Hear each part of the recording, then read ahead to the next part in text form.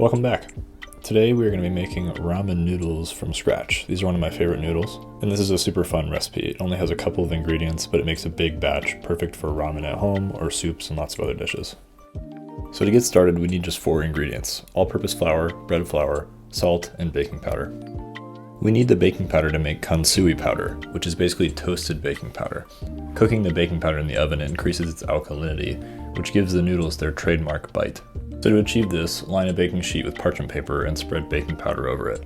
You can make as much as you want. I'm doing a larger batch since it has a really long shelf life if you keep it dry, and I like to make a lot of noodles. Put it in a 300-degree oven for about an hour, then collect it into a sealed container. An easy way to do this is to pinch your parchment paper together and then create sort of a slide for all of the Kansui powder to make its way into the container. Now we're going to mix 2.5 teaspoons of our Kansui powder into 500 milliliters of water, along with 1 tablespoon of salt until everything is dissolved. Mixing the Kansui into solution first and then the salt is a little bit easier. And for our final 2 ingredients, we're going to measure out 500 grams of all-purpose flour and 550 grams of bread flour. I'm usually not so precise with measurements, but when you're baking or making dough, you want to be super accurate with your measurements because it can make a big impact on the end result. So once you have those weighed out, roughly stir them to make sure you get an equal distribution of the flour, and add them to a mixer with a dough hook attachment. Start it on very low and dribble water in really slowly.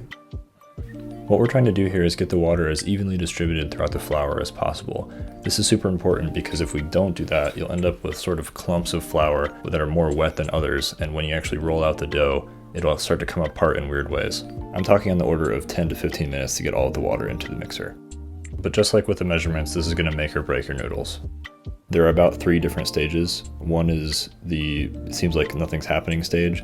2 is probably when you notice small crumbs or almost like marbles, and then the 3rd one is when it's very shaggy and it starts to kind of finally come together. So once your dough looks sort of like this, or you hear your mixer start to struggle a little bit, go ahead and take it out of the bowl and put it onto a work surface. We're going to start to work the dough, and it's going to take a while to actually get it into the consistency that we want. It's going to seem sort of shaggy.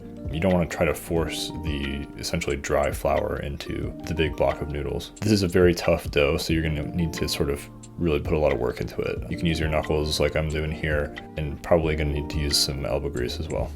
If your dough is really tough, you can put it in a plastic bag and actually stand on it with your heels. And don't spend too much time trying to work in all of the dry flakes that kind of come off of the dough. You don't need to try to get all those in there. Once your dough is looking soft, you can go ahead and rest it in a bowl for an hour. This hour of rest is going to allow the dough to soften up nicely before we work it into a log and cut out our portion servings. So take your well-rested dough out of your bowl and transfer it back onto your work surface, and start to shape it out into a log that's going to make it easy to cut out 16 individual servings.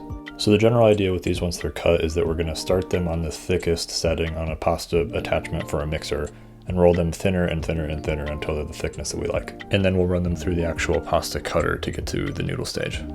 Before you start, you want to make sure that you have a cornstarch or a potato flour that you can use generously on the pasta sheets to make sure that they don't gum up and get stuck in the actual wheels of the pasta roller. One way you can try to prevent this from happening is if you essentially double up the sheet back on itself when it's on stage 1 of the roller so that you can make sure you have a really smooth consistency.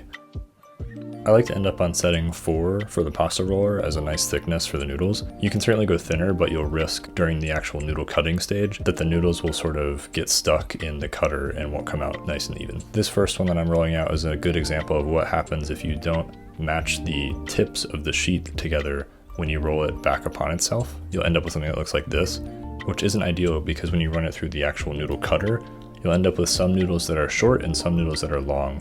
You can also see that not all of the actual surface area of the rolling pins are being used, so you'll end up having to do many more runs through the pasta machine than you would have if you had larger sheets.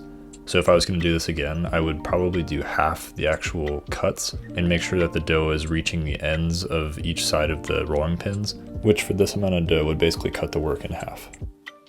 Another nice thing about making sure that it gets to the edges is that you won't end up with these sort of ragged edges that you see on the sheets, which is going to lead to much easier cutting, since the edge that is ragged is going to lead to noodles that are going to kind of get shaved off, and you'll see that when I start to cut the noodles.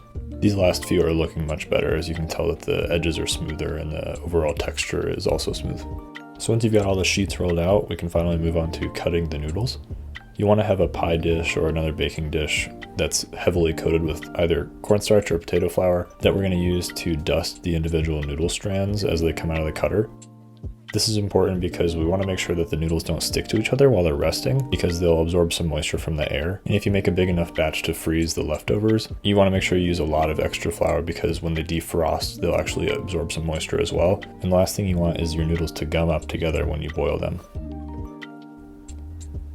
Inevitably, when you go to cut all the rest of your sheets, you'll end up with some small strands that fall off the edges. Make sure to collect these and use these in something else, like a noodle stir fry, since they're not full-length noodles, but they're super good in other dishes. You can kind of test them out by playing with them a little bit. They should have some bend to them and a little bit of plasticity. They shouldn't immediately snap or be too hard, but they should hold their shape a little bit. So there you have it, 16 individual servings of ramen noodles. Stay tuned for another video where we cook these up and use them in another dish. Thanks for watching.